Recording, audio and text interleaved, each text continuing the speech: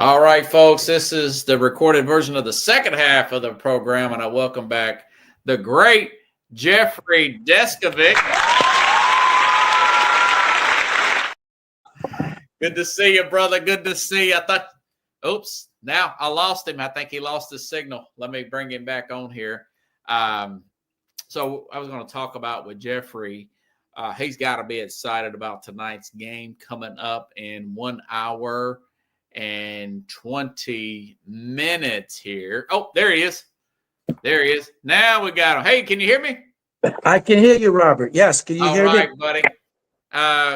Glad to see you. Hey, that's why I was just calling you stuff. Thought, man, maybe he forgot. He probably got caught up into something. This is awesome. I know you're excited about tonight's game. But hey, let me get your quick take. What do you think about SGA, Shai Gilgeous-Alexander, winning the MVP for the Oklahoma City Thunder? Get your thoughts, man. It's hard to argue. I mean, they finished out as they finished out on the number one seed. You know, Jokic's team. You know, they were a three seed. You know, at some point that's got to matter. Yeah.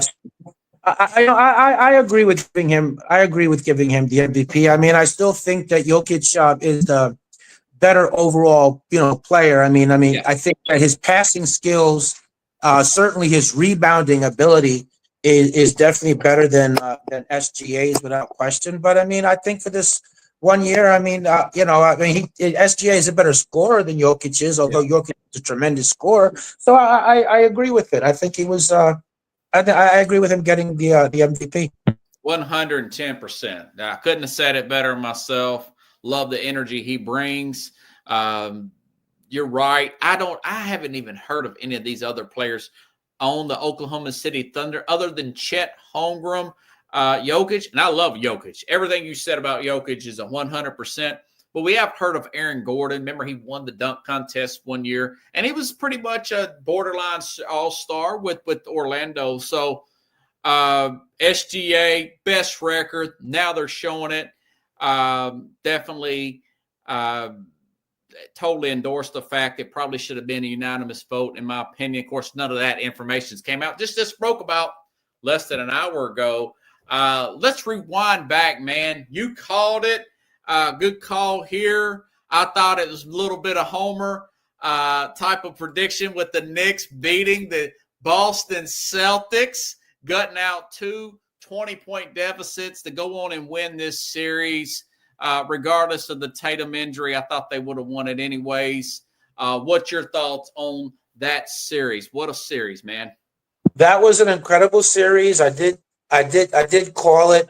And look, you never want to see a player get hurt. Tatum was having, an all worldly, game. When he got hurt in game 4, you never want to see that. And I do think it takes something away. When you win a series and the other team's best player or even a significant contributor gets hurt, I think it takes some of the luster and mystique away from it. But unfortunately, the way they play the games is, they don't wait for people to get better, to heal, to get back in shape and, pick it back up. This is a business and the show must go on.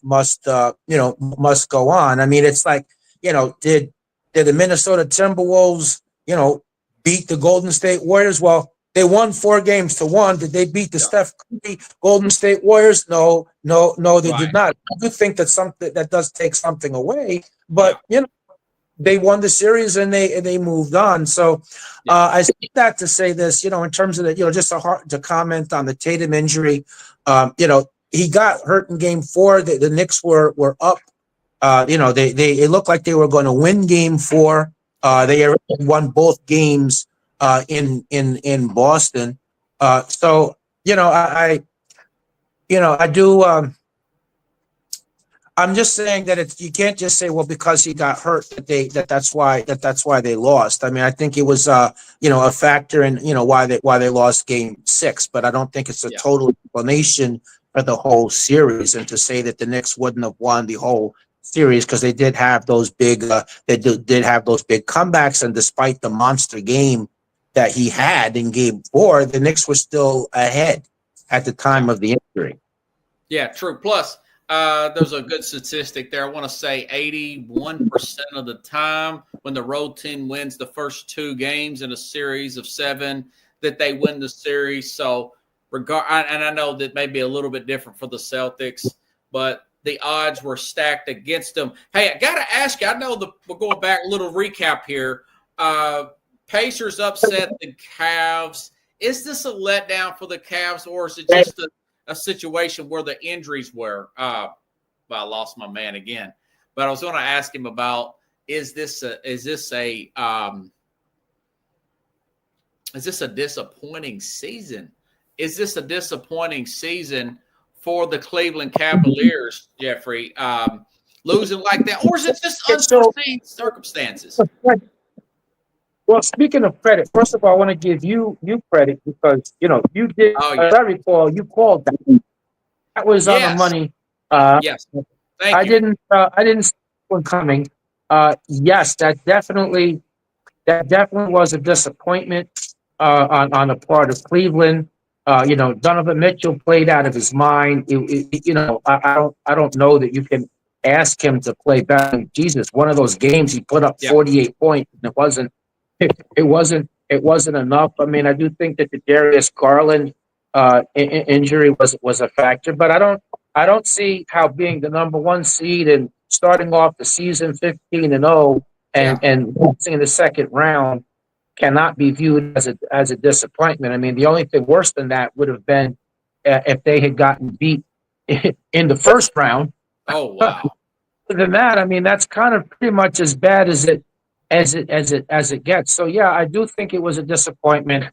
Is it just that they were a Darius Garland injury away? Maybe, or do they really need to make a move? I mean, there has been a lot of chatter that maybe they need to make a move so that Donovan Mitchell is the second best player on the team rather than relying on him as your top player. I mean, that's a pretty close call. I mean, do you have any thoughts on that theory? Well, hey, run it back exactly as is. Don't change a thing. Just keep Darius Garland healthy.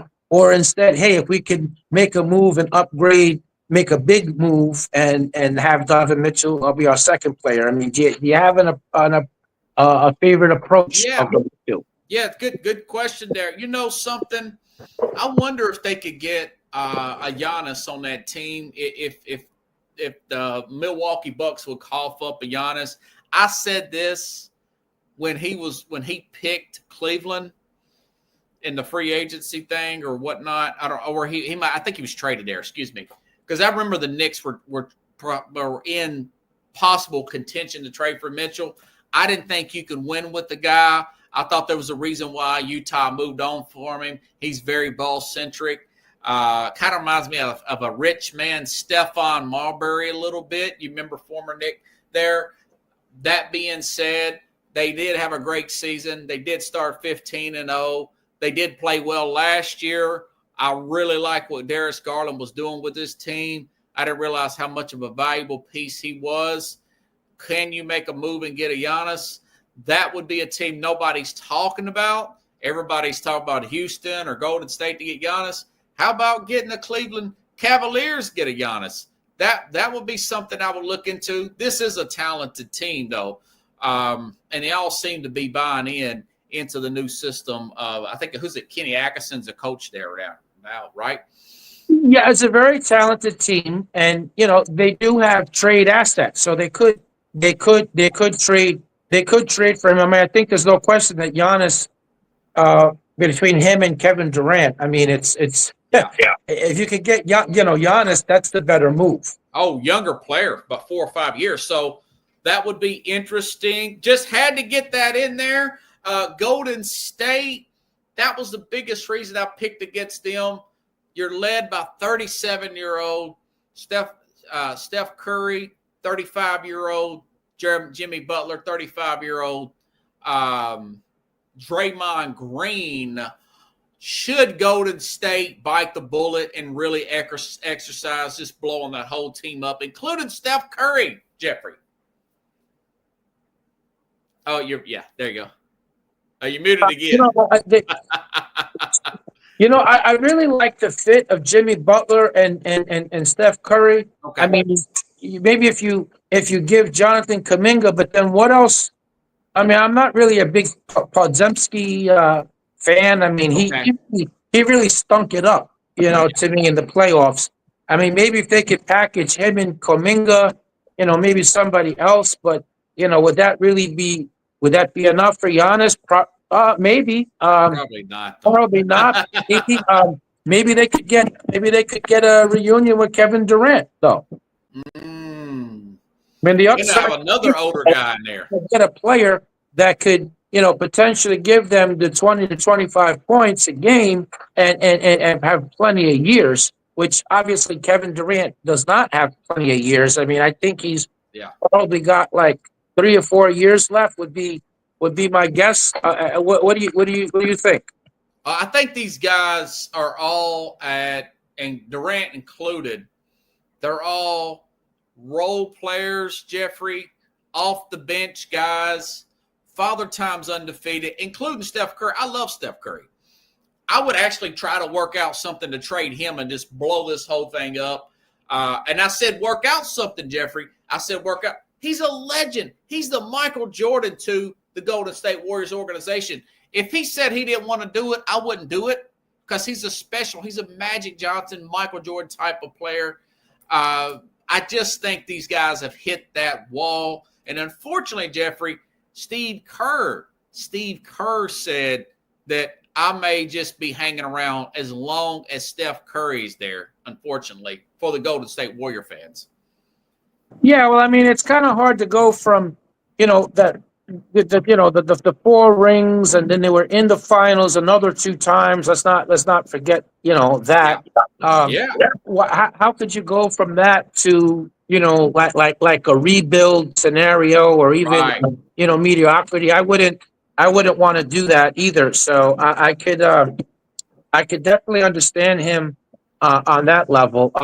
Speaking of the Warriors, I mean, I think the history, as in this past year, I think the history showed they were right not to bring Klay Thompson back. At least not at the I mean, boy, he didn't really play that. He didn't really play that well for Dallas, huh? Right. He has not, and I will say this is dirty, and he is a dirty player. He is Bill Laimbeer of his era. He is Dennis Rodman, and that's Draymond Green. He actually played pretty good with his dirty play aside. But all those guys have really hit that wall. Steph Curry's never had a hamstring injury like that, a hamstring strain. So it just feels like the end is here for that team. And it's just unfortunate, man. But they're all at role player status here, and they just got to accept it. That's why Bob Myers left a couple years ago. He knew this was coming. It's the inevitable. Speaking of Bob Myers, I really have to say that Dunleavy really misplayed the hand. I mean, look at the players. I mean, he had James Wiseman, he had Jordan Poole. Yeah. They really didn't get much back. I mean, they really should have packaged them for veterans that could have, impact players that could have helped them now. But I mean, they basically let Jordan Poole go for nothing. They traded him for Chris Paul, and Chris Paul played like 1 season. He wasn't all that effective, and he's only playing there. I mean, that was a mistake. I forgot about that. That's a hidden note in history. Did a good job. I think that Bob Myers would have handled things, much better. Is that a trivia question on Jeopardy? Did Chris Paul play for the Golden State Warriors? That is kind of a trivia question because it wasn't for very long, and it's not like many people would know it. Except that they it's kind of a laughing stock. I mean, it's almost like there was another guy for the Mavericks. Was it Devin Harris? I'm trying to remember what they had a really great guard, and I think that I'm trying to remember who they traded him for. Was that I don't remember if that was I don't think it was Jason Kidd, but they traded him for somebody else that was, this. It was a similar deal where young talent, very promising player who's delivering pretty good in the moment, but then they traded him for like somebody old that they did almost nothing and was there like 1 maybe 2 years. I don't know. You got me there, buddy. But let's get to the. Yeah, I know you're excited. What do you think about the Knicks tonight, Jeffrey? I like the Knicks. I like the Knicks in 6. I think that either the Knicks or the Pacers would be an intriguing matchup playing against OKC if that's who comes out of the West.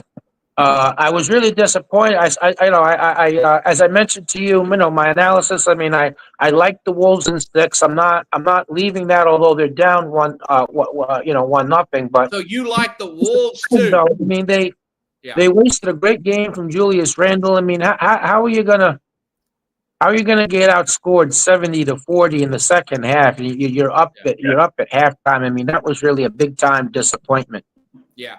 You go back to that Knicks series. Is this series, which series prior to this that was more exciting to you? Was it the 2000 Knicks Pacers or was it the 1995 Knicks Pacers? I think you kind of know my answer. I like that 95 one better, but what's your thoughts about this? This is going to be a really, Indiana's really, they got a really, really solid team. I mean, yes. I like Rick Carlisle's philosophy. Everybody, everybody dribbles the ball, everybody shoots, moving without the ball. I like that. I definitely like that philosophy. I mean, do I think it's going to be quite as epic as, Pacers, Knicks back in the, Sprewell, Allen Houston, era, Larry Johnson, with the 4-point play, of course, the Davis brothers going against Houston and Sprewell and, Larry Johnson, Pat Ewing, that, had Marcus Camby at one point. I don't think it's going to be quite as good as them. But I do think it's going to be an interesting series. Imagine if it is the Knicks against the Wolves, Julius Randle and DiVincenzo playing against the Knicks. But if it's OKC versus the Knicks, then of course it's Hartenstein against his old team. I mean, so in that aspect of it, I mean, the Knicks against either one of those teams features more storylines than if the Pacers move on. Yeah, and part 1 of this, when I recorded it early, Jeffrey, I said what you said. I think it's probably Knicks in 6. Although this Pacer team is playing at a very, very high level, you got to look at these two teams, practically the same teams. Knicks had the edge last year, won the pivotal game 5. Then they got all those injuries. They started falling apart. Knicks look healthy this year. They're primed and ready. I like the Knicks to win this, but I do think it will be a very dramatic series. I'm already recording because I got to drive Uber for a little while. Lord forgive me, but yeah. I'm going to be keeping up with it, and I'm going to watch every minute of this, except some of the stoppage and play. I'll fast forward it, but I think it's going to be a great series. And going to that other series, I don't know. I was going to pick Minnesota as well. I still say they have a chance to win this series, but this OKC team, they're like a defense in an NFL. It looks like they've got 7 or 8 players out there to the 5 because they're they do. They all swarm to the ball. They're all trying to disrupt the dribbler. They're all smacking at the ball. It is some enviable defense. I have to say that. I think the way to beat that defense, so if you're an offensive player and you don't have the ball, when you see that your man is like double teaming or even like trying to play the tween, like the half go over, half stay at home, as that player, you got to move without the ball, like to the opposite side. Yeah. Make them either double or stay with you. So if they stay with you, then then your teammate can operate one-on-one. But if they don't, then the player with the ball can make one pass that leads to the pass to the open jumper. But when you're the one that they're double teaming off of, you've got to move to an opposite side of the court. Like that's got to be your cue to run and do that so that you have the open jump shot. But of course, you got to make them. You got to make the shot. I was looking up a stat, Jeffrey, before we got on the program. 54 points. All right, well, listen, it was wonderful coming on again. I guess we got a little bit delay there, buddy. Well, yeah. Sound like we got a delay here. Hey, buddy, I'm sorry about that little sound issue. Can you hear me? Yeah, it's a little bit difficult at times, which is why I'm probably coming a little bit too close to the screen. No, I was wanting to tell you this: 54 points. 54 to 20 point edge for OKC to Minnesota in the paint. Minnesota's got to correct that, Jeffrey. Yeah, no, they do. It looked like they were in position to win the series. I mean, they've been a good road team. Yeah. Maybe I'll leave on this note, Rob. Yeah. As a fan, what I really resent, what I really dislike, look, I can understand getting beat. I can understand getting beat by a better team, by a better player. I can even understand if you're the better team overall, but that the other side, played better than you on that particular occasion or that particular series, or everything was nip-tuck and at that decisive moment. I can live with that. What I can't live with, what frustrates me, what I totally can't relate to is when you don't put forth maximum effort, when you don't play your best, when you don't go all out to win. In other words, while the OKC, is proved to be the better team than the Timberwolves, at least over the long term of the NBA season. Okay, they were not 30 points better than them. Right. I agree with that. The second half scoring disparity was. I can't relate to that. I don't understand. I mean, look, I had more hellacious games on the playground with and against my friends and people I didn't know. Just with my competitive fire and we weren't even getting paid nothing for that, Rob. Yeah. Just to play, just for the love of the game, for the sports, for the competitive fire. I don't get that. I don't, give me maximum effort. Amen. Anything else you need to plug real quick? Yeah, I do want. Yes, I do want to. Yes, the last thing. Yeah, I do want to plug that.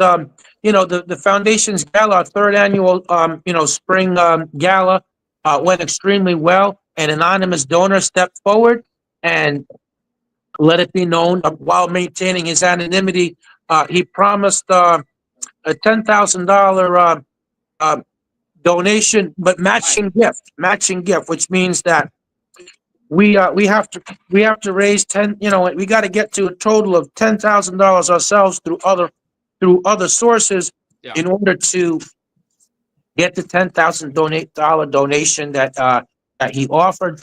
People can go to our website, www.deskovic.org. Click the donate button, which is on the top, which will take you to that page. Scroll down, and there's PayPal. So we're trying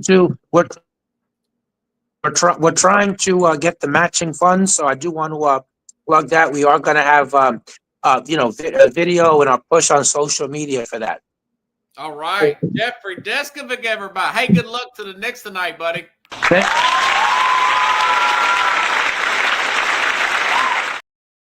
Thanks, man. Have a good night. Thank you. You too. Thanks, buddy. All righty then. Looks like Jeffrey, a little bit of sound issue there. Kind of caught him in between things. The guy's busy all the time.